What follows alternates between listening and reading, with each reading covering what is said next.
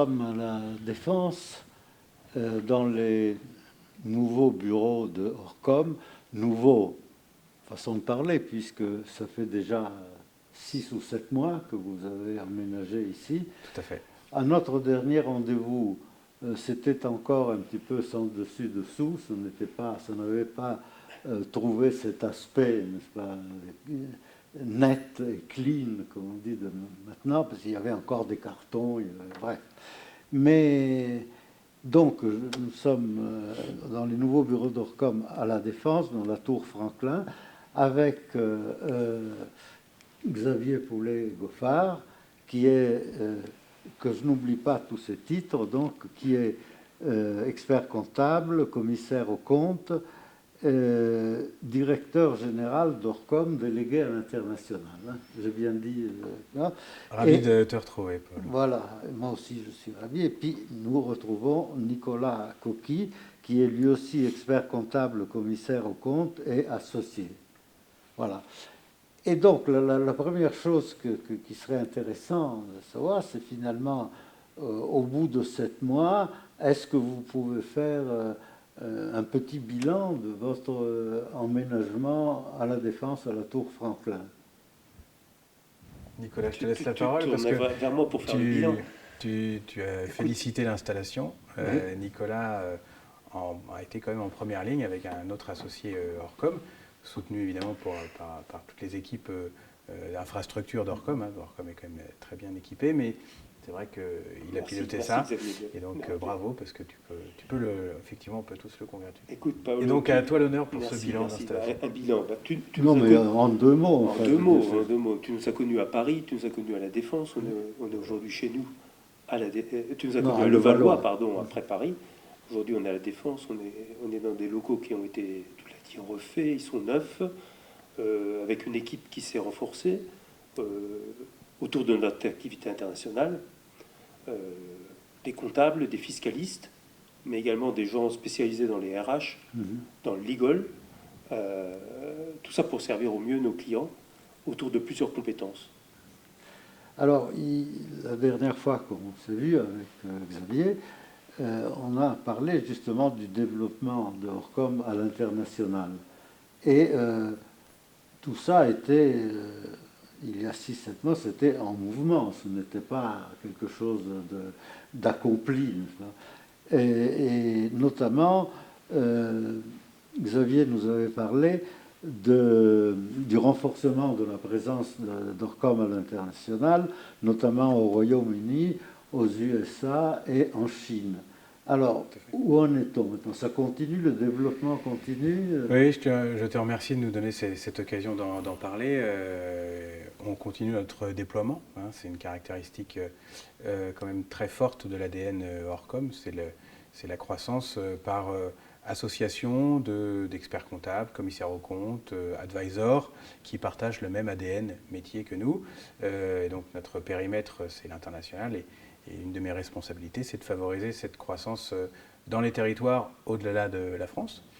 Et donc, très récemment, entre nos 2 entretiens, nous avons poursuivi notre croissance, notamment à Londres, où nous nous sommes renforcés avec un expert fiscaliste qui intervient auprès des fonds d'investissement et de la structuration financiaro-fiscale, comme on appelle, et donc qui intervient, puisque Londres, par définition, est international, intervient auprès d'une clientèle pas forcément française, pas forcément italienne, mais plutôt européenne dans son ensemble, et qui ont des intérêts économiques et financiers au-delà de leurs propres frontières. Donc on a renforcé avec une équipe d'une petite dizaine de personnes ce volet d'expertise financière et fiscale, et toujours à la même adresse. Donc nous sommes maintenant 35 à Londres, autour d'une équipe de très fortes compétences, d'accompagnement là aussi pluridisciplinaire, puisque nous faisons de l'audit, nous faisons du conseil financier, nous faisons de l'expertise comptable. Nous avons une forte proximité aussi avec le monde de l'avocature, puisque un avocat en particulier nous suit et suit une partie de nos clients. Donc nous nous sommes très fortement renforcés assez rapidement, puisque Londres avait ce besoin. Et puis cet appel, le paradoxe, c'est l'effet Brexit. Oui. Pour nous, ça a été une forme d'appel d'air, Ah. puisqu'il y a eu un retour et puis l'annulation de ce retour. Nous, on l'a vécu à la dimension de notre clientèle, qui est une forme de panel en réalité. Et donc, nous, on a poursuivi notre croissance, puisque la demande était toujours aussi importante, confirmant la place essentielle que tient Londres dans l'environnement de l'investissement international, Oui. environnement qui est le nôtre. Malgré le Brexit, Londres a Malgré le Brexit, ça. moi j'ai régulièrement des clients italiens, des clients allemands, français évidemment, qui se tournent vers Londres. Nicolas idem, puisque tous les deux ici à Paris, nous suivons cette clientèle internationale, et en particulier italienne. Je sais que évidemment ça intéressera la communauté de l'italienne directe. Et donc Londres, voilà, très très forte croissance. Une curiosité, ma curiosité, c'est dans cet environnement international en ce moment, avec toutes les tensions qui existent, votre activité en Chine, elle a été renforcée ou bien vous l'avez mise un peu en sourdine, disons? Non. Chez nous, il y a peu d'activités mises en sourdine, puisque nous ne faisons pas des croissances par hasard ou par opportunisme. Nous savons saisir des opportunités, mais qui correspondent à un modèle d'entreprise assez bien défini et qui a aussi son histoire et sa longue histoire, donc qui le confirme chaque année.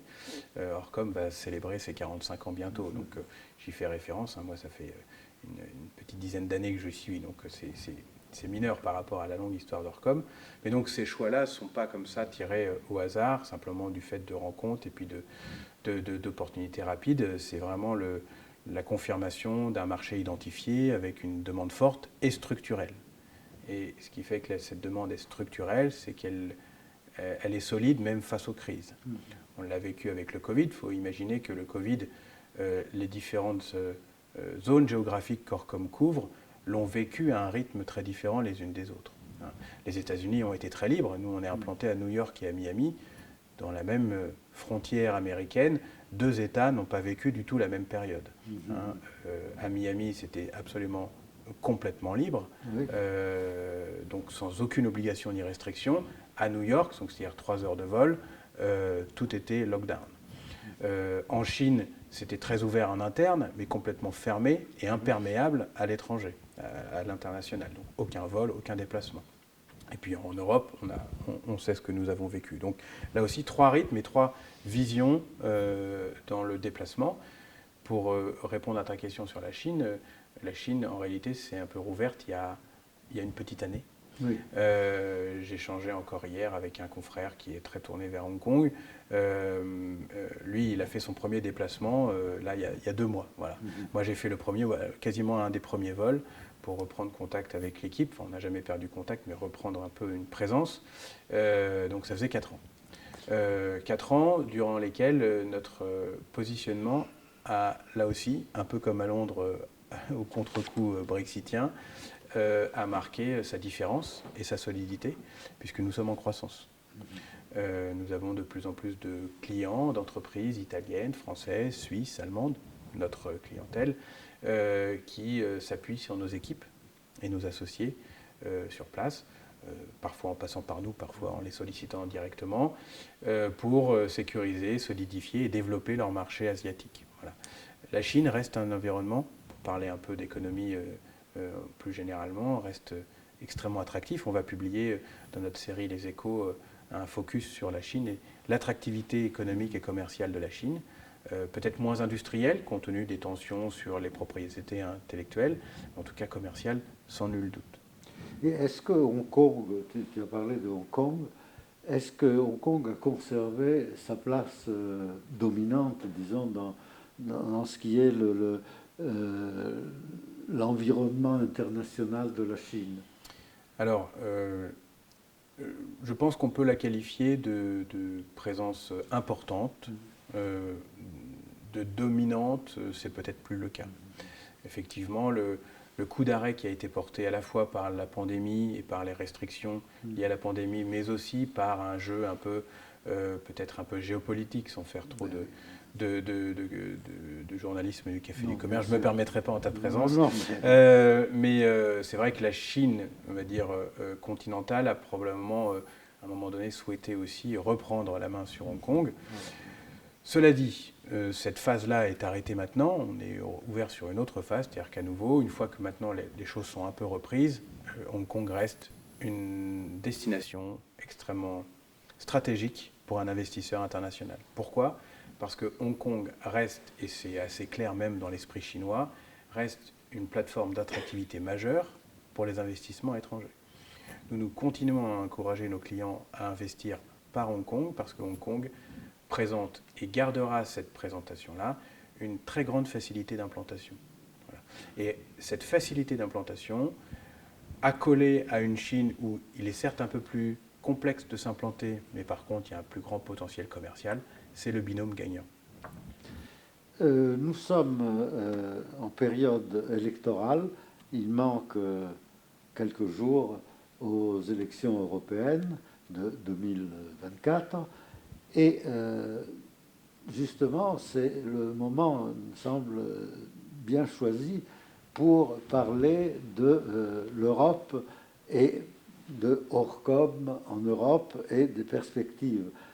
Et alors, ce que je voudrais demander à Nicolas Coqui, c'est, dans cette perspective européenne, quels sont les enjeux, quelle est la thématique, qu'est-ce qu'on peut s'attendre dans le domaine des normes qui vont être émises certainement par l'Union européenne, par Bruxelles, et il y a, semble-t-il, une échéance 2026. Pourquoi 2026 ? 2026, parce que l'Europe l'a décidé ainsi, mais ce n'est pas une décision qui date d'hier, il faut le dire. On est en train de parler de la durabilité. Voilà. Donc il y a une norme, la responsabilité sociétale des entreprises, le RSE en France, touche les entreprises françaises, les entreprises internationales qui viennent en France, et également toutes les entreprises européennes. Donc en 2026, tu l'as dit, c'est une obligation qui va donc s'imposer à bon nombre d'entreprises d'une certaine taille. On parle des entreprises de plus de 250 salariés, entreprises de plus de 50 millions de chiffres d'affaires, ou un total de bilan de 25 millions. Bon, je suis un petit peu technique, mais c'est une entreprise d'une certaine taille, mais qui va toucher quand même bon nombre de sociétés, surtout qu'il y a dans les groupes de sociétés. Et nous, ici, Orcom International traite beaucoup de groupes de sociétés, filiales en France, d'entreprises étrangères, par exemple. Donc, on est en train de parler de nouveaux types de reporting. Voilà. Non plus des reporting comptables, mais des reporting sur la gouvernance de l'entreprise, l'aspect social, l'aspect environnemental. Donc, il va falloir mettre en place ces données, il va falloir les contrôler, les publier. Et c'est un des moyens qu'a trouvé l'Europe pour développer la conscience environnementale. Voilà, la durabilité. Montrer comment une entreprise travaille pour développer la durabilité et atteindre tous les objectifs pour le milieu du siècle actuel. C'est ça. Voilà. Et à titre d'exemple, ça veut dire que les partenaires financiers, les banques, vont sélectionner les entreprises à qui qu'elles financeront en fonction de ces informations. Tu vois ? Donc on va un peu remplacer, non pas remplacer, mais adjoindre à toutes les données financières qu'on a l'habitude de traiter, des données qui vont dépendre d'autres origines, qu'on va mettre en place. Voilà. Est-ce que vous avez déjà, ou est-ce que vous allez recruter des spécialistes? Alors on y travaille, oui. Orcom a développé une équipe qui est spécialisée dans ce secteur, à effet de développer des nouvelles propositions d'accompagnement pour les clients. À la fois pour mettre en place ces indicateurs, mais aussi dans un proche avenir pour les contrôler. Donc on est expert comptable, on est conseil, on met en place des indicateurs, on est aussi auditeur, commissaire aux comptes, et dans le cadre de ce rôle, on va les contrôler demain. Donc une équipe dédiée, ensuite des formations, des communications pour nos clients, et comme on a l'habitude de le mettre en place. C'est une vague assez importante dans la profession. Merci de l'aborder. C'est une vague très importante aussi pour les clients et un enjeu très important pour les entreprises. notre positionnement à la défense nous tourne aussi donc, vers ces entreprises qui vont être concernées. Comme Nicolas l'a dit, évidemment, toutes ces transformations normatives s'adressent en premier chef aux entreprises d'un certain niveau, puisqu'elles sont aussi structurées pour épouser un peu ces tournants normatifs qui sont quand même des investissements importants, hein. Pas simplement pour les conseils que nous sommes et puis les experts que nous sommes, mais aussi pour les entreprises qui vont elles-mêmes les subir en tant qu'acteurs économiques. Et donc cet environnement, suite à notre déménagement, nous projette tout de suite vers ces nouveautés et ces grands enjeux. Mais toutes ces normes, est-ce qu'il n'y a pas le danger qu'elles soient un petit peu, disons, coercitives et qu'il y ait par-ci, par-là, un refus de ces normes, comme on a vu par exemple dans le domaine agricole où les normes européennes sont souvent contestées, rejetées, discutées. Tu reviens sur le terrain politique.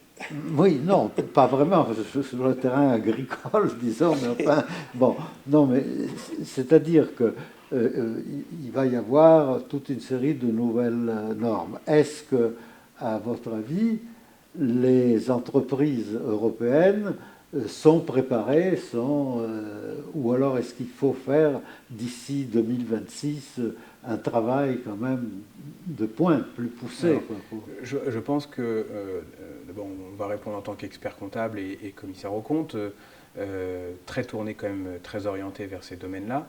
Il y a à mon avis deux éléments de réponse, en tout cas que j'évoquerai, et Nicolas évidemment aura son approche. Le premier, c'est d'abord l'annonce et le calendrier, qui est très anticipé. Qui intervient aussi dans un contexte où la sensibilité à ces enjeux de durabilité, donc c'est durabilité humaine et environnementale en réalité, puisqu'on parle de social, sociétal, gouvernance, c'est le rapport entre les décideurs, donc c'est plus uniquement que l'écologie, ça englobe vraiment une approche différente d'interagir et de faire des affaires.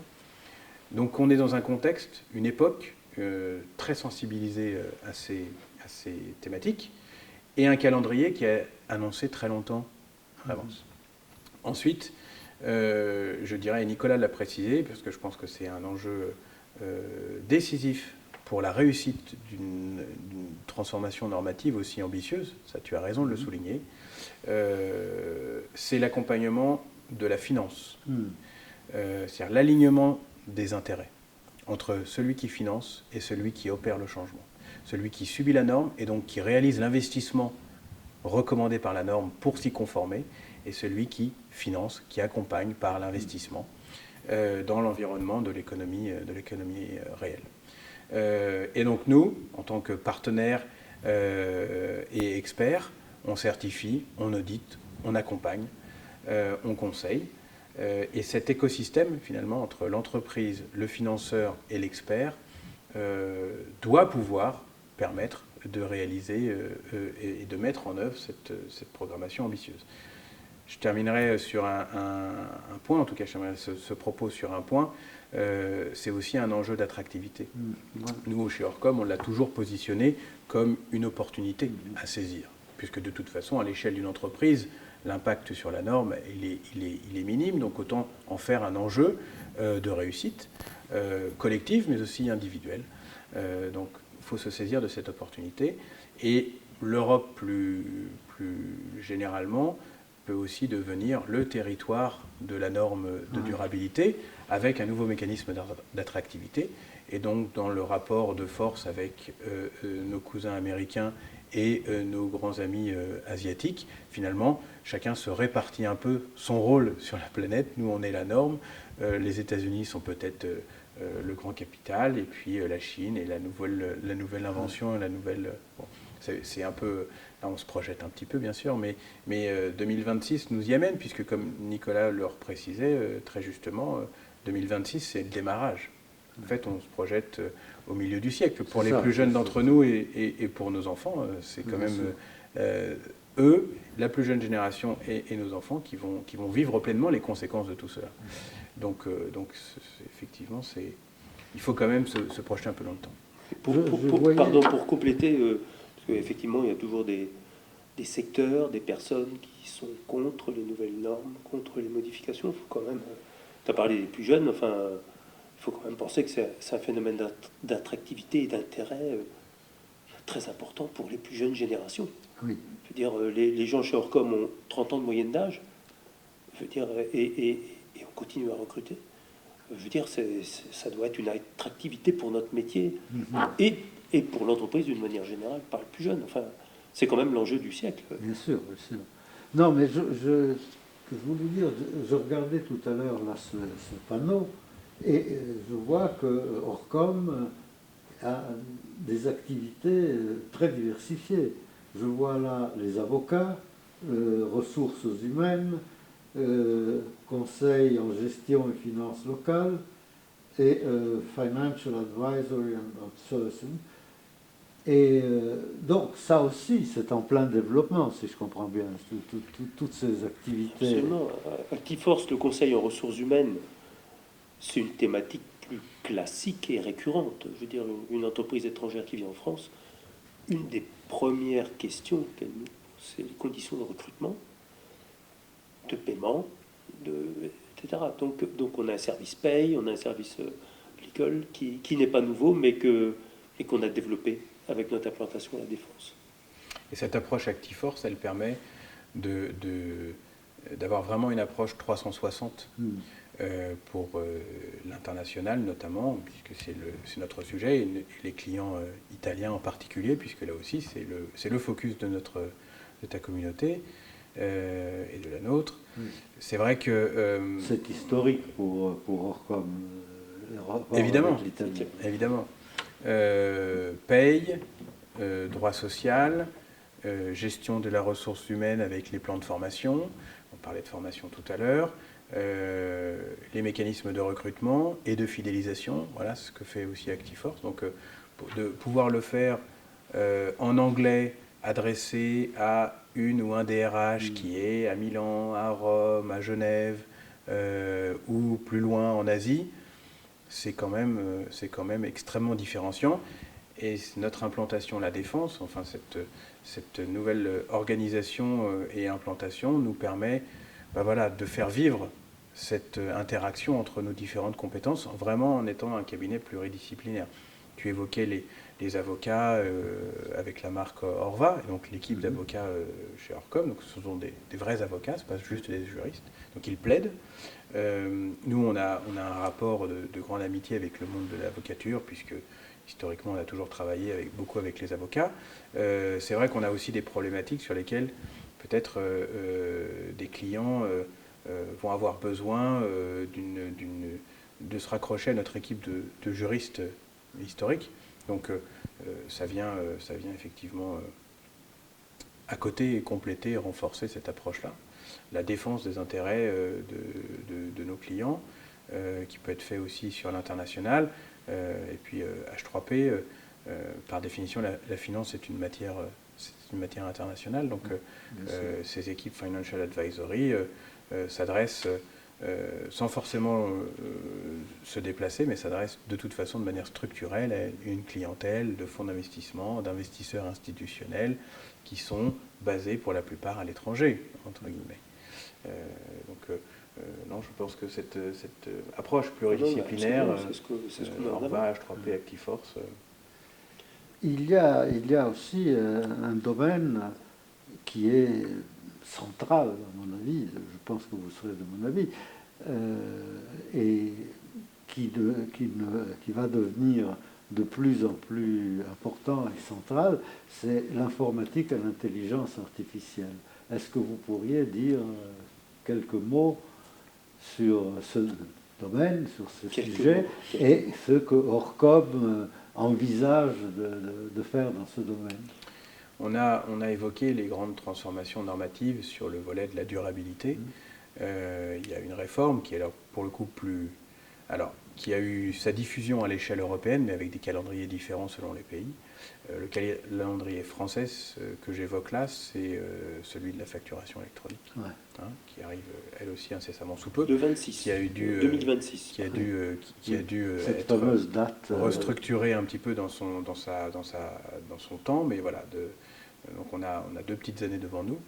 Toute une série d'acteurs sont d'ores et déjà à peu près, le cahier des charges est plus clair. Nous, on a adopté toujours cette même démarche d'être au plus près des nouveaux enjeux, une fois qu'on a bien conscience que ces enjeux-là sont définitifs et structurels. C'est le cas de la facturation électronique, qui va poursuivre une forme de dataïsation de la donnée comptable et financière, ce qui ne nous surprend pas pour nous impliqués dans l'environnement international. En Italie, ça fait longtemps que c'est appliqué. En Angleterre, c'est pareil. Aux États-Unis, j'en parle même pas. Donc, on n'est pas surpris de cette mécanique-là. Ça va faire évoluer également notre positionnement de professionnel, puisqu'on va de plus en plus être sur le conseil et la sécurité de l'information. Ça, c'est un domaine important, la sécurité. Tout à fait. Parce qu'il y a plusieurs volets dans la sécurité. Il y a la sécurité informatique, il y a la sécurité, on va dire, qui relève de l'information financière. Ça, elle sera toujours certifiée et certifiable par des experts comme nous. La sécurité informatique, c'est vraiment l'infrastructure, la lutte contre la cybersécurité. Et là aussi, Orcom a constitué une équipe et donc une offre. Et puis, il y a l'accès à l'information personnelle. C'est la lutte contre la cyberattaque, non pas la cybersécurité. Oui, tout à fait. Oui, tout à fait. Et donc, ce renforcement de la cybersécurité, elle est essentielle pour nous. Et sur le volet du droit, puisqu'on parlait du droit, c'est les fameuses RGPD. Voilà. Donc, la data, elle ouvre plusieurs champs de sécurité ou d'insécurité, selon comment on voit la problématique. Et on a toujours dans une approche pluridisciplinaire souhaité pouvoir répondre à chaque point de manière extrêmement précise. Et donc l'informatique avec notre audit IT, la sécurité de la donnée personnelle que peuvent défendre les avocats Orcom lorsqu'on est sur de la donnée client très précise. Et puis la sécurité de l'information financière lorsqu'elle est donnée aux banques, aux minoritaires, etc. Et donc là, l'expert comptable et le commissaire aux comptes met son tampon, ça garantit que l'information est fiable et en conformité avec toute une série de règlements comptables. Et où en êtes-vous sur le plan du télétravail? Parce que ça, c'est un sujet qui intéresse beaucoup et qui est une source de discussion et parfois de controverse. Enfin, je peux t'annoncer que dans quelques semaines, il y aura un webinaire qui sera organisé par les équipes d'Orcom, justement les équipes RH Actiforce et nos consultants en droit du travail sur le thème du télétravail. Bon, ça c'est parce que ce matin ça a été annoncé, les invitations sont parties hier, on te la transmettra. Bon, c'est évidemment quelque chose sur lequel on accompagne les entreprises depuis des années. Comment organiser le télétravail, comment le formaliser dans les contrats de travail, etc. Voilà. Organisation, formalisation. Et donc les chefs d'entreprise, quand ils viennent chez nous, c'est pour ça. C'est pour avoir un partage d'expérience et ensuite pour sécuriser les organisations. Mais c'est devenu un sujet central ces dernières années, depuis le Covid. Bien sûr, mais il y a eu les 35 heures. Oui. Maintenant, c'est le télétravail. Et puis, c'est normal. C'est notre quotidien. Ça fait partie. Voilà, on est dans le thème du consulting en droit du travail, qui fait partie des sujets d'accompagnement, je dirais, récurrents. Voilà, et qui, aujourd'hui, c'est le télétravail. Nous-mêmes, on a mis en place une charte de télétravail depuis plusieurs années, chez Orcom, je veux dire. Et bon, ça fonctionne.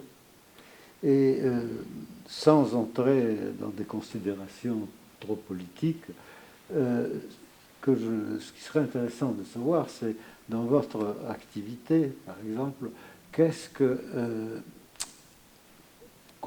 dans quelle mesure jouent les tensions de notre époque, qui sont de plus en plus sérieuses.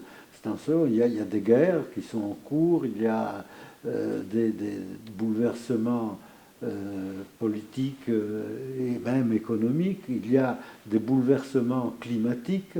Alors tout ça, comment ça se... Disons, est-ce que ça influence un peu votre méthode de travail, vos objectifs? La question.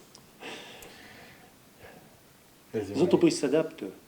Moi, je vois, les entreprises s'adaptent, on les aide à s'adapter. Dire, à travers toutes ces prestations que l'on offre, on aide les entreprises à s'adapter. C'est ça qui est intéressant, justement. C'est tout. On a évoqué plusieurs sujets. Je veux dire, les sujets du moment, c'est la sécurité informatique. Ce sont aussi les contentieux. Oui. Comment les anticiper? On les anticipe avec des bons conseils en matière contractuelle. Et puis quand ça va mal, on défend nos clients avec nos amis avocats. Donc on s'adapte avec les nouvelles normes, on l'a dit, on s'adapte avec la dématérialisation des factures. Ça va être une opportunité pour réfléchir aux organisations, justement. Il faut voir le bon côté des choses. Donc effectivement, un monde en mutation. Un monde en mutation, mais... Oui, c'est-à-dire comme le monde l'a toujours un peu été. Comme on l'a toujours été. Non, mais là, depuis quelques années, quelques mois, depuis 2 il y a une forme de concentration. Il y a vraiment l'accélération. Tout arrive en même temps. Peut-être parce que pendant quelques temps, rien n'était vraiment arrivé aussi. mais oui, je pense que le maître mot, c'est l'adaptation. C'est l'adaptation. Et une réponse solide aussi. Nous, je pense que c'est aussi une marque de fabrique. C'est-à-dire qu'on apporte des réponses qui ne sont pas... qui sont autour des compétences, une compétence vérifiée, pratiquée depuis... Tu parlais des avocats. On a des rapports depuis très longtemps avec des avocats, internes ou externes. Mais enfin, on sait ce dont ont besoin nos clients, on leur répond de manière extrêmement concrète. Et on apporte toujours une réponse autour d'une compétence et d'une équipe. Nous, on travaille en équipe. On a toujours favorisé ce partage d'informations-là, de manière à ce que nos clients puissent se sentir aussi entourés et soutenus, notamment dans les moments aussi difficiles, puisque s'adapter, c'est parfois aussi se heurter à des difficultés inattendues. On l'a vu dans cette période, c'est ce que tu évoques. Les changements du prix des matières premières, l'interruption des frontières, le grand doute, et puis des questions ensuite plus pratiques et pragmatiques. Je prends le PGE, je ne le prends pas, qu'est-ce que j'en fais? Tiens, il faut le rembourser, tiens, j'ai des difficultés. Comment j'affronte tout ça? Et cette approche pluridisciplinaire que nous présentons, elle a ce mérite d'embrasser tous les moments de la vie d'un chef d'entreprise et avec des compétences portées par nos marques qui sont très, très, très distinctes les unes des autres, mais en très grand partenariat, en très grand travail d'équipe. L'important, c'est aussi ça, c'est d'apporter cette équipe solide et complète autour de problématiques qui sont multi-technicité, j'allais dire. Alors, Orcom, comme vous l'avez dit, recrute en ce moment. Est-ce que Orcom fait aussi de la formation? Orcom est une entreprise qui a d'abord ouvert sa propre école de formation. On a l'école Orcom, qui est une action importante pour nous, puisque ça nous permet aussi de tisser des partenariats avec certaines écoles avec lesquelles Orcom a des relations de longue date, à un niveau peut-être moins entreprise, mais aussi plus d'action de chacun des associés et des managers. Un certain nombre d'entre nous intervient au sein de cycles de formation pour être au plus près de certaines problématiques, soit pédagogiques, soit techniques, soit d'attractivité aussi d'une jeunesse qui serait intéressée par nos métiers. Pour continuer à ce que ce métier attire et donc notre entreprise attire, il faut en parler. Dans le binôme, moi je suis celui peut-être qui est le plus tourné vers l'enseignement, puisque c'est un secteur qui m'intéresse beaucoup. Et parler de notre entreprise et parler de notre métier, c'est le meilleur moyen de susciter des candidatures. Voilà. De manière aussi très structurelle, notre cabinet, notre entreprise Orcom, parce que c'est valable un peu partout, a toujours eu une action tournée vers les jeunes. Ça a été aussi ce qui a été vraiment à la base de la création, par exemple, d'une action comme notre fondation Orcom, qui est tournée vers la jeunesse. Voilà. Donc on est tourné vers la jeunesse, mais aussi dans les carrières. Hein. On en est un exemple. On a eu chacun notre parcours différent et malgré tout avec évidemment des similitudes. C'est qu'on nous a donné notre chance. On va dire jeune. Voilà. Après, il faut savoir la saisir, la chance, mais d'abord, on nous a fait confiance. On nous a dit, allez, on va le faire ensemble et on grandit ensemble. Donc, c'est aussi le message que nous portons personnellement, qu'on rencontre des plus jeunes qui veulent rentrer dans la profession et puis y grandir. Puis voilà, avec nous, vous pouvez effectivement grandir parce que ça fait partie de l'ADN de l'entreprise. Je peux compléter en disant qu'il y a près de 10% de l'effectif qui est constitué de personnes qui travaillent en alternance. L'alternance est quand même, en ce moment, en France, un des moyens de formation, d'intégration des plus jeunes dans les entreprises. Chez Orcom, c'est plus d'une centaine d'alternants. Donc dans des métiers variés, la comptabilité bien sûr, mais également la paye, par exemple. Ça c'est important. Et puis d'autre part, tu l'as dit, les parcours qu'on peut offrir sont l'illustration de la formation. Des parcours d'intégration, des parcours d'évolution, voire même pourquoi pas certains collaborateurs font un parcours en France, à Paris, et puis peuvent travailler à New York, peuvent travailler en Chine. Ça veut dire peu d'entreprises de notre secteur proposent ce type d'une manière relativement simple, bien construite. Et ça, c'est Xavier qui mène ce projet. Voilà, puisque nous sommes devant la caméra de l'Italie en direct, j'aimerais bien terminer par quelques considérations sur le niveau de votre activité franco-italienne, les investissements croisés, les conseils croisés, disons.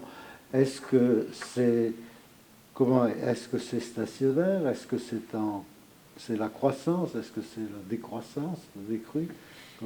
Parce que c'est votre activité historique finalement. Bien sûr. Nous, on ne distingue pas, si tu veux, l'accompagnement italien de l'accompagnement international. Parce que nos clients italiens ont certes des caractéristiques italiennes très fortes dans leur structure de gouvernance, de direction, de propriété aussi. Donc ça, c'est très marqué. Mais ce sont des entreprises qui sont tournées vers l'international.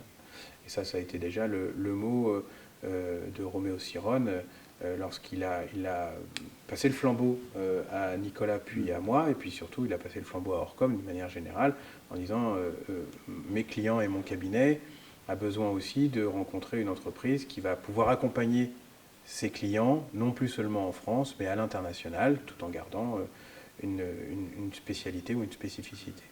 Donc ça, nous, on est vraiment on n'est pas du tout sur une forme d'opposition entre le global et le local. On a cette approche qu'on a toujours souhaitée. Nous, on l'a décliné aussi vers la France, hein, et je reviendrai sur l'Italie, mais on l'a décliné aussi sur la France, c'est-à-dire cette approche locale.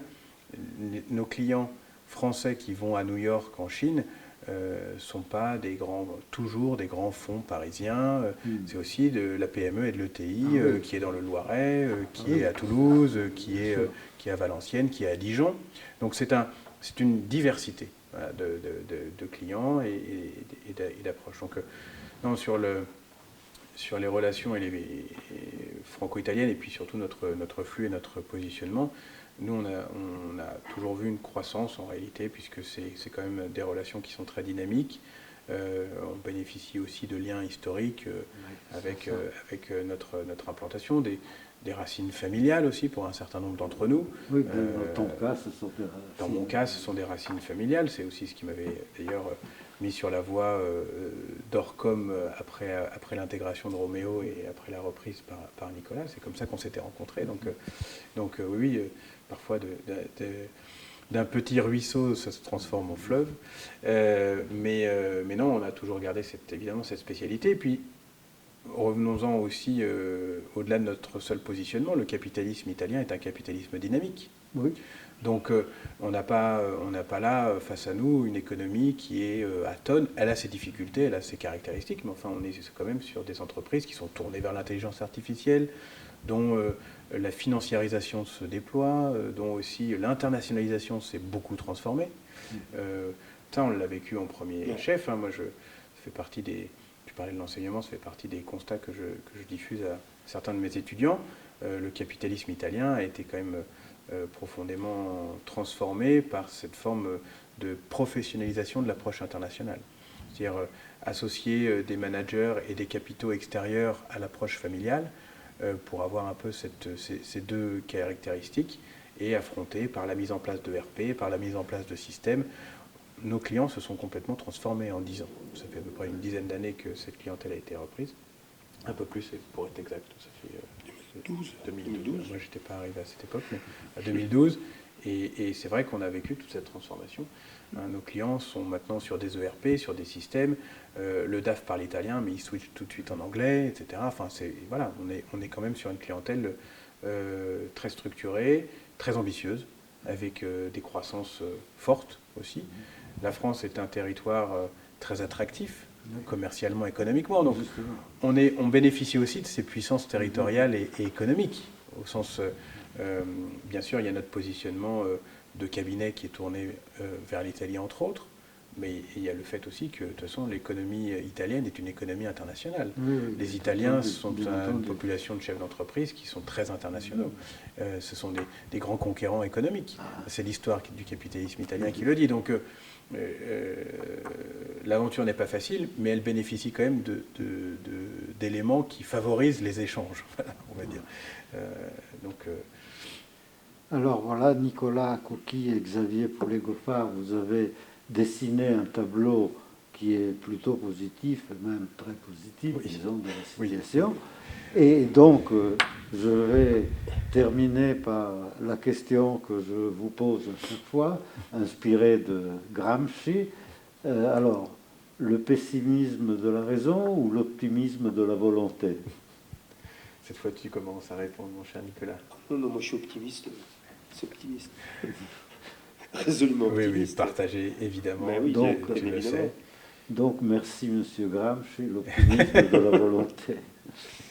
Merci Paolo, de ton accueil.